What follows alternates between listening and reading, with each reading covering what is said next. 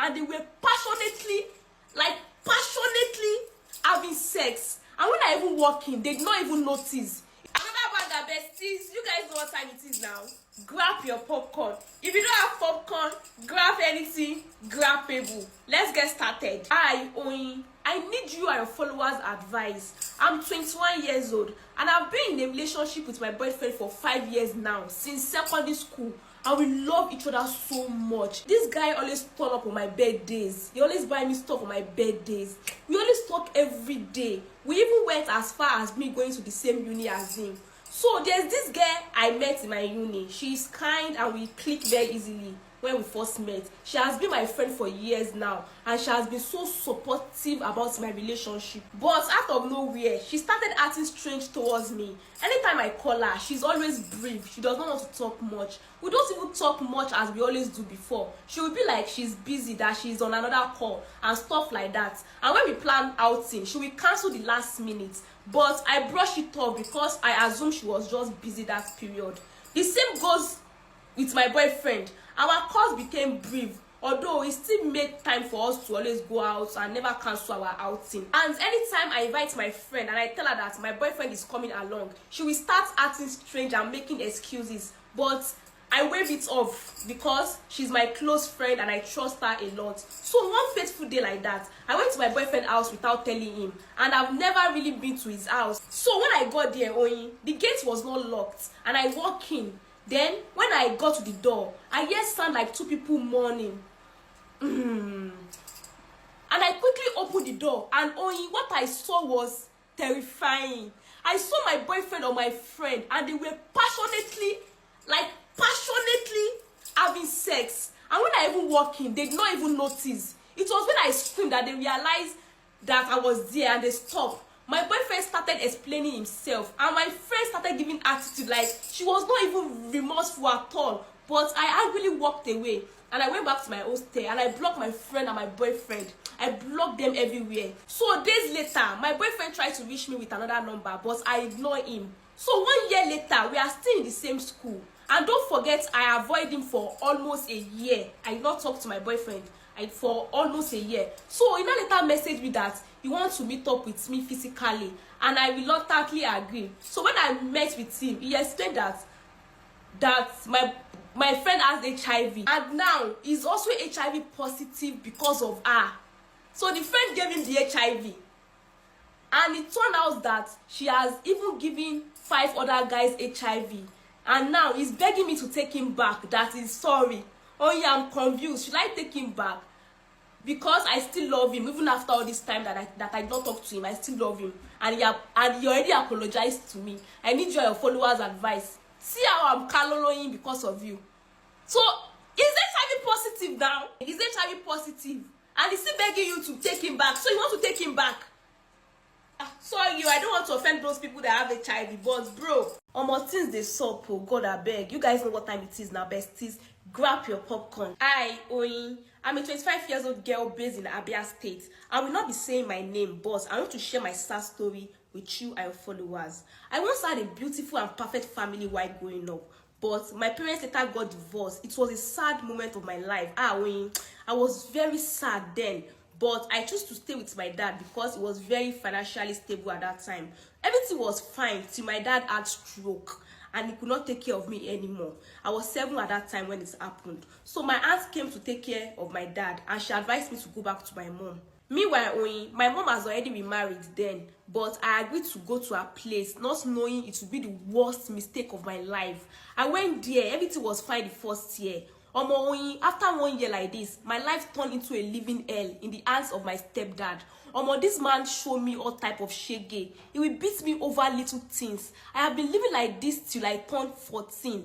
Then he started sexually abusing me. He will force himself 2 to 3 times a day on me and always threatening me not to tell my mom or anybody about it, or else he will pine me. I suffer like this till I turned 18. Then I wrote JAMB and I got admission into uni. I thought I was free, but the trauma was too much on me. I could not focus on my study. I'm always scared of footstep. If I hear any footstep like this, I'm always scared. I was living like that till I got to 200 level. That was when a bad thought clouded my mind to find my stepdad as a revenge. I bought poison before coming home for holiday break. I was the one cooking, so it was easy for me to use it on him. When I got home, I used it on him for complete 2 weeks. Then he fell seriously sick and later pine after 2 months. When I got the news during my lectures, I felt so relieved. When I swear, I was so relieved when I heard the news. But after a while, I started feeling guilty because my plan was never to pine anybody.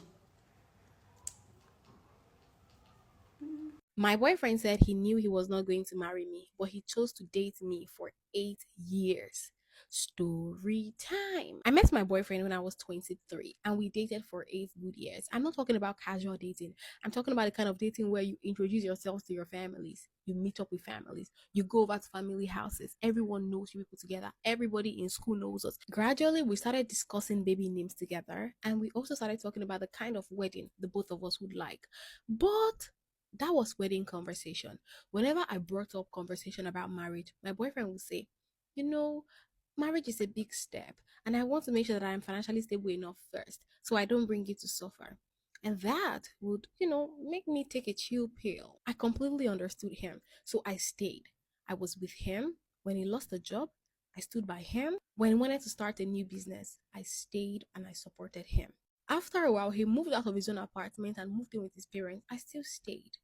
Then, year three, year four, year five, year six, year seven, year eight, no marriage talks at all. At this point, I was already 31 and I was tired of waiting. So I started to have a conversation with him and I asked him, do you actually want to marry me? And my boyfriend said, I love you, oh, but marriage is not something that needs to be rushed. And at that point, I realized that this man was never going to marry me. So that same week, I ended our relationship. It was a terrible time for me. I was heartbroken, but I accepted it and I chose to gradually, focus on my healing process, on my healing journey. But guess what?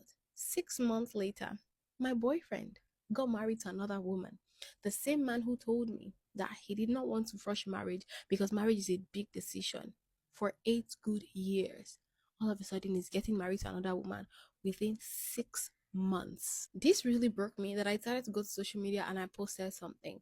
I posted that, ladies, if a man, after dating you for years, tells you that he's not ready for marriage because he's not financially stable or whatever reason he's giving you, he's not just waiting. He's waiting for someone else that he actually loves. And this post went viral. Several ladies were retweeting, everyone was commenting, and it was dragging attention to my page. And I think my ex boyfriend saw it. And he sent a message to me. The issue was not marriage. The issue was compatibility. Compatibility for 8 years. And then I asked, question mark, question mark. And then he responded. We argued constantly. We disagreed a lot about money. We disagreed about children's names. We disagreed about where to live. He felt pressure whenever marriage conversation came up. He stayed with me because he cared about me and he hoped things were going to change for better. But all of these things he never communicated with me while he was in a relationship with me. He waited for me to break up with him. After this conversation we had, my boyfriend went ahead to post on his WhatsApp status that a relationship lasting 8 years does not automatically mean that the person owes you marriage. What on earth do you mean you don't owe me marriage? At this point, you actually owe me your life. And guess what? He started reposting the comments that he was getting in his DMs on his status, where some men were telling him, yes, that's right. Where women were telling him that, why don't you just leave her after 1 or 2 years if you knew you did not want to marry her? Men were saying that, yes, my brother, you should choose yourself first or whatever, whatever. So he turned my own situation into a debate on his WhatsApp group. And that even felt more painful than the breakup itself. Apparently, he knew the entire time that he was not going to get married to me, and he still swung me along. And he's not feeling guilty or feeling bad about it because he said he doesn't owe me marriage. Now my mental health is really fucked up and I don't know what to do. Please advise me in the comment section. And if you want to share your stories with me, send an email to me at talktoparona@gmail.com. Your boyfriend allow his friends to take turn on you, and you are still saying you love him so much. Where is your mommy? If you are a parent watching this or you have sisters at home, you guys need to start talking to them, because all these teenagers, they have life experience and dramas in their life more than people pushing 30s.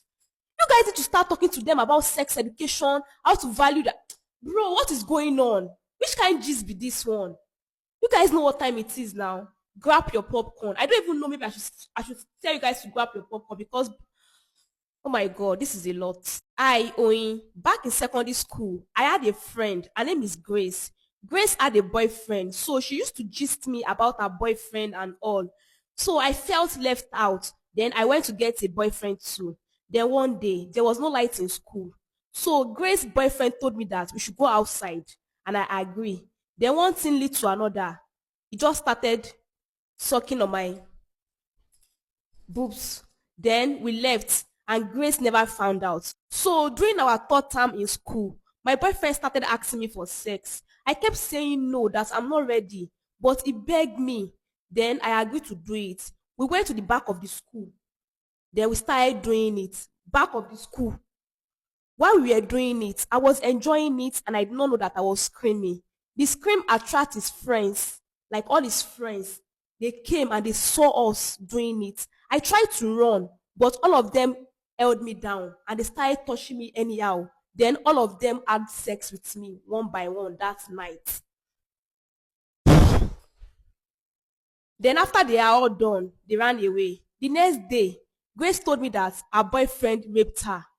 I wanted to tell her what happened to me too, but I was scared to tell her. So the following day, I was walking alone in the night when a male teacher saw me. He told me to enter his car that he will take me to my hostel.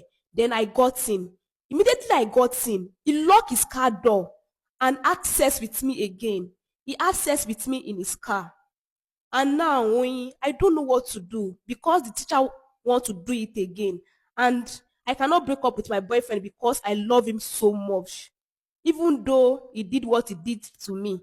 Is it not that your boyfriend that allow his friends to have sex with you like that? You love him so much. Are you okay? Your boyfriend allow his friends to take turn on you and you are still saying you love him so much. Where is your mommy?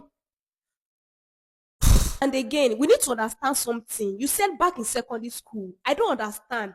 Is the stuff happening now or is just back in secondary school? Because you said the teacher is still disturbing you. You want to have sex with you again. So is the stuff still happening? Like, is this still going on? You need to write back to me. God, I beg.